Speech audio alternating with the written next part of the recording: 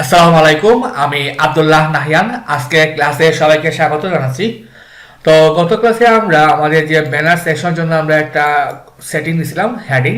তা আমরা বাকি দুটোর জন্য করে ফেলি। তো আমাদের একবার কি আছে, আমাদের একটা ডেসক্রিপশন আছে, একটা বাটন আছে। তো আমাদের আর কি কি টাইপ আছে আমরা দেখতে চাই। টাইপটা দেখার জন্য আমরা যদি কাস্টমাইজ অ্যাপি আর একটা লিঙ্কে যাই, এই যে লিঙ্কে, তারপরে হ্যান্ডবুকে যাওয়ার পরে কাস্টমাইজ অবজেক্টস, এই যে এখানে সুন্দর বলা আছে, সব কিছু পড়লে আপনি বুঝতে পারবেন আরও ডিটেলস। আমরা সেটিংস ট্রান্সপোর্ট দেখবো, ওকে, কন্ট্রোলস, এই যে আমাদের ইনপুট আছে, তারপর checkbox, text area, radio, select, drop down pages, তারপরে এইচটিএম ফাইবার আর কিছু প্রপার্টি মানে আছে, ট্যাগ আছে, যেমন text, hidden number, range, URL ইত্যাদি। তো আমরা আরেকটা কন্ট্রোল তৈরি করব আমাদের এখন কাজ জন্য, এই যে ডেসক্রিপশন দেওয়ার জন্য এইখানে একটা কন্ট্রোল। তো এটা আমরা কার আন্ডারে হবে, আমরা যদি ইন্ডেক্সে যাই কাস্টমাইজারে, তো আমাদের তো সেকশন তো এটা থাকবে ব্যানার সেকশন আন্ডারে। আর এইটা হচ্ছে আমাদের একটা সেটিংস আর একটা কন্ট্রোল। তো আমাদের আরেকটা লাগবে, আমি আবার লিখি বিপি কাস্টমাইজ, তার মধ্যে হবে add section, sorry add setting. আমরা একটা আইডি দিই, যেমন ব্যানার ডেসক্রিপশন সংক্ষেপ, তারপর একটা অ্যারে নিব। অ্যারের মধ্যে কি হবে, আমাদের একটা ডিফল্ট ভ্যালু প্রয়োজন, ডিফল্ট। তো ডিফল্ট ভ্যালু আমরা ট্রান্সলেট করে রাখতে পারি। তাহলে ডিফল্ট ভ্যালু কি আছে আমি এইটাই বসাই, চাইলে আপনি চেঞ্জ করতে পারেন।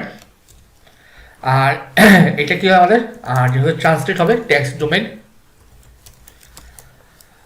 ওকে। আর আমাদের কি লাগবে, আচ্ছা আমাদের ট্রান্সপোর্টটা পরে আসি, এটা এখন দেখি নেই। আচ্ছা এটা পরে দেবো, আচ্ছা এখন হবে না। তারপরে আমাদের লাগবে একটা ইয়া লাগবে, কন্ট্রোল লাগবে, আর ডাব্লিউপি কাস্টমাইজ অ্যাড কন্ট্রোল। তো কন্ট্রোল কি হবে, যেমন নাটা সেম রাখি, যেমন সরি আমাদের হবে, আচ্ছা সেম শেষ করি, ব্যানার ডেসক্রিপশন সিটিএল দিয়ে দিই মানে আইডি হিসেবে, তারপর এটা অ্যারে হবে। তো এর মধ্যে কি হবে আমাদের, সরি অ্যারে তো না, আমাদের প্রথমে লাগবে একটা লেবেল প্রয়োজন। আমরা একটা লেবেল দিব, যেমন কি দিতে পারি, ট্রান্সলেট করে ফেলি, কোটেশন অ্যাড ব্যানার ডেসক্রিপশন দিতে পারি। তারপরে তোমার টেক্সট ডোমেন হবে, টেক্সট ডোমেন, পরে আমরা রিপ্লেস করব। তারপর টাইপ কি হবে, যেহেতু এখানে ডেসক্রিপশন লেখাটা বড় তো হবে, আমরা দিতে পারি টেক্সট এরিয়া। তারপরে কোন সেটিংসের আন্ডারে, সরি সেটিংস হবে, আমাদের সেটিংস ছিল এটা ব্যানার হেডিং, ব্যানার ডেসক্রিপশন। আর কোন সেকশন আন্ডারে আমরা দেব, সেকশন, এটা হচ্ছে আমাদের ব্যানার সেটিংস, ব্যানার সেকশন আন্ডারে। ওইটা আমি পেজটা রিফ্রেশ দিই, দেখি কিছু আসে কিনা আমাদের। লিভ পেজ দিলাম, সেভ নেই আমাদের। পেজটা রিফ্রেশ দেওয়ার পরে আমাদের ডাটা আসবে, এরর হচ্ছে। আচ্ছা এখন আমাদের একটা টেক্সটের অ্যাড ব্যানার ডেসক্রিপশন চলে আসছে, এটা আমরা ডাইরেক্ট করার জন্য, আচ্ছা আমি জাস্ট লেখা ছোট করে দিই, জন উইক, এটা পাবলিশ দিলাম যাতে সেভ থাকে। আর তারপরে আমাদের কি আছে, এটাকে ফ্রন্টে নিয়ে আসতে হবে। তা আমরা এইটাই কপি করি, থিম মড আমরা এখানে বসাবো। ওকে, আমাদের কি ছিল সম্ভবত ব্যানার ডেসক্রিপশন। ওকে, পেজটা রিফ্রেশ দিই। তারপরে সেটিংস ডিফল্ট চলে আসবে, যেমন একটা কিছু লিখি, যেমন লরেন ইপসাম ডামি টেক্সট। এখন আমাদের ডাটা চলে আসছে, এটা তাহলে আমাদের এটাও হয়ে গেল। তো আমরা সে বাটনে, তো আমাদের বাটন দুইটা প্রয়োজন, একটা হবে গিয়ে বাটন টেক্সট আর বাটনের লিঙ্ক। তো কাজটি করার জন্য আমি আবার কাস্টমাইজে যাই। তো যেহেতু আমার আবার প্রয়োজন আমার একটা সেটিং আর কন্ট্রোল, আমি ওইটাই কপি করি। আমাদের একটা সেটিং প্রয়োজন কি, ব্যানার বাটন টেক্সট দিয়ে দিই যাতে টেক্সট চেঞ্জ করতে পারি। আমাদের ডিফল্ট হবে গিয়ে কন্ট্যাক্ট আস। আমাদের একটা টেক্সট ডোমেনটা অ্যাড করতে হবে। আমি এখানে অ্যাড করে দিই টেক্সট ডোমেন। ওকে, একটা হবে কন্ট্যাক্ট আস, আর এটা হয়ে গিয়ে ব্যানার টেক্সট কন্ট্রোল দিয়ে দিই আমরা, যাতে ID banner button text control add banner button text. এটা আমাদের টেক্সট এরিয়া হবে না, জাস্ট টেক্সটই হবে। আর সেটিংস ঠিক আছে আমাদের। আচ্ছা, আমাদের কোনো ইউআরএল টাইপ আছে না দেখে আসি আমি, আমাদের ইউআরএল জন্য কিছু আছে কিনা। ইউআরএল, হ্যাঁ ইউআরএল আমার আছে, কারণ আমাদের একটা লিঙ্ক প্রয়োজন। তো আমি ওইটাই কপি করি আবার।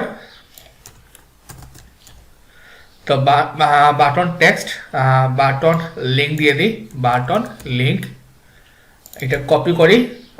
বাটন কন্ট্রোল এটা হবে আমাদের একটা ডেমো দিয়ে দিই আমরা।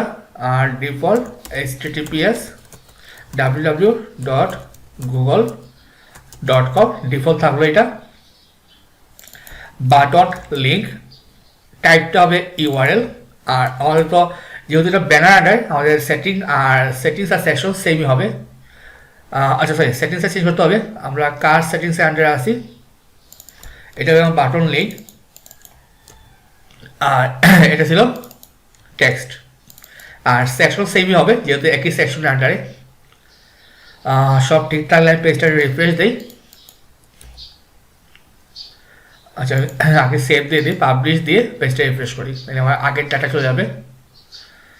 তারপরে আসে ব্যানার সেটিংস, এই চলে আসছে আমাদের বাটন টেক্সট বাটন লিঙ্ক, সুন্দরভাবে চলে আসছে আমাদের। আমাদের ইকো করার পালা। তো আমরা জাস্ট আপাতত ইকো করি, এই সেটিংস বা সিকিউরিটিটা পরে দেখবো, সমস্যা নাই। তো আমি এখানে বসাই একটা, আর আমাদের এখানে এইটা। তো আমাদের আইডি কি ছিল, একটা ছিল আমাদের setting button link button text. আচ্ছা, একটা কপি করি। বাটন এটা হলে আমাদের বাটন লিঙ্ক হবে, আর এটা হবে আমাদের বাটন টেক্সট। পেজটা এখন আবার রিফ্রেশ দিই, দেখি আমাদের আসে কিনা। ব্যানার সেটিং কার্সর নেই, এই যে google.com চলে আসে, কন্ট্যাক্ট আস, কন্ট্যাক্ট মি লিখে দেখি চেঞ্জ হয় কিনা। এই যে চেঞ্জ হয়ে গেছে। যদি আমি এখান দিই facebook.com, কার্সর নেই, এই যে facebook.com চলে আসছে, তার মানে এটা ঠিক আছে। এটা তাহলে এইটা কিন্তু মোটামুটি ডাইনামিক হয়ে গেল। এখন যদি আপনি চান ব্যাকগ্রাউন্ড ছবি এগুলো এড করার জন্য, এগুলোর জন্য ডিফল্ট অনেক ঝামেলা। তো আমরা যখন কি ফ্রেমওয়ার্ক ব্যবহার করবো, তখন এটার সাহায্যে আমরা খুব সুন্দর করে সব চেঞ্জ করতে পারবো। তো এখন আর কিছু দেখার বিষয় আছে। তো খেয়াল করুন, আমার ব্যানার সেটিংসটা নিচে আসছে, আমি চাচ্ছি আর একটু উপরে নেওয়ার জন্য। তো এটা কি লাগবে আমাদের, যদি আমি কাস্টমাইজার অবজেক্ট যেটা আছে একটু নিচে গেলে আমরা পেয়ে যাব আমাদের একটা এই যে প্রায়োরিটি দেওয়া আছে, যে যেমন 20 দিলে ট্যাগলাইন, কালার 40, হেডার ইমেজ বা ডিফল্ট যেগুলো দেওয়া আছে। তো আমাদের ডিফল্ট কি পাচ্ছে 160। তো আমরা কোথায় দেবো এটা প্রায়োরিটি, আমাদের টাইটেল পরে, আমরা টাইটেল কোথায় আছে, আমাদের যে টাইটেল, হ্যাঁ এখানে বসাবো কমা দিয়ে প্রায়োরিটি প্রায়োরিটি। আচ্ছা, যদি এখন 20 বসে দেখি কি আসে আমাদের, 20 দিলে পেজটা রিফ্রেশ দিই। আচ্ছা, আমি একটু পাবলিশ দিয়ে পেজটা রিফ্রেশ দিলাম, দেখি এটা চেঞ্জ হয় কিনা। এখন চলে আসছে এটা সাইট আইডেন্টিফাই নিচে চলে আসছে এটা। যদি আমরা 20 দিই, যদি আমি এখানে 10 বসাই দেখি কিছু কাজ করে কিনা। 10 সরি, এটা না, আমাদের এইটা হবে।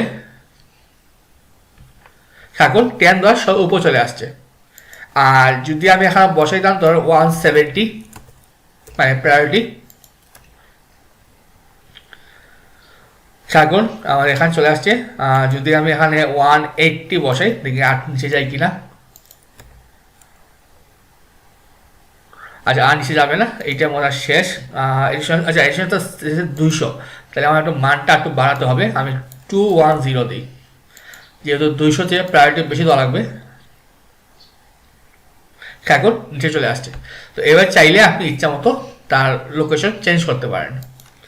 তারপরে আমরা কি দেখতে পারি, আর কি দেখার মতো আছে আমাদের,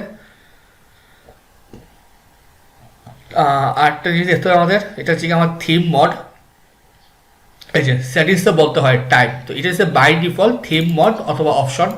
তো আমরা যদি টাইপ না দিই আমাদের সেটিংসে, তো থিম মডটাই আসে। কারণ থিম মডের কাজ কি, আমরা যেটা ইকো করলাম থিম মডের সাহায্যে, এই যে গেট থিম মড, চাইলে আপনি অপশন দিয়ে করতে পারেন। তারপর যদি ট্রান্সপোর্ট, তো ট্রান্সপোর্টটা দেখার বিষয় আছে, এটা আমরা কোন জায়গায় আছে আমাদের সেটিংয়ে। ওকে, তারপরে এখানে যাই কাস্টমাইজে, আমরা একটা চেক করি আমাদের সেটিং, এটা দেখি ট্রান্সপোর্ট, ট্রান্সপোর্ট এটা হচ্ছে আমাদের রিফ্রেশ। একটা আছে আমাদের, এটা বলা হয় পোস্ট মেসেজ, যেটা আমাদের জাভাস্ক্রিপ্ট প্রয়োজন, এটা আমরা দেব। তো এটা যে বাই ডিফল্ট রিফ্রেশ, আমি পেজটা রিফ্রেশ দিই, মানে রিফ্রেশের কাজটা কি, তো ধরুন আমরা এখন লাইভ কোড করতেছি, মানে চেঞ্জ করতেছি। আমি যদি এখানে লিখি জন, জন লিখে না জাস্ট উইক লিখলাম, এখন কাজ হচ্ছে ঠিক আছে, কিন্তু আমাদের কি ফুল পেজটা রিফ্রেশ হয়ে যায়। যদি আমি এখানে নিচে লিখে চেঞ্জ করি, যেমন ডো লিখলাম, এখন ফুল পেজটা আমাদের রিলোড হয়ে যাচ্ছে এটা। তো এটা থেকে রিফ্রেশ একটা সমস্যা।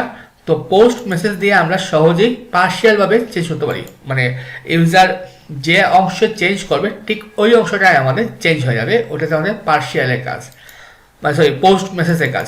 তো এটা আমরা দেবো যখন নেক্সট ক্লাসে দেবো আমরা কীভাবে আমরা জাভাস্ক্রিপ্টের সাহায্যে আমরা পার্শিয়ালি লোড করতে পারি। আচ্ছা, আপাতত কিছু আছে কিনা আমরা, কারণ আমাদের সিএসএসটা বাকি আছে, সিএসএস আর জিএসএস পার্টটা আমরা আপাতত আগের ক্লাসে দেখবো।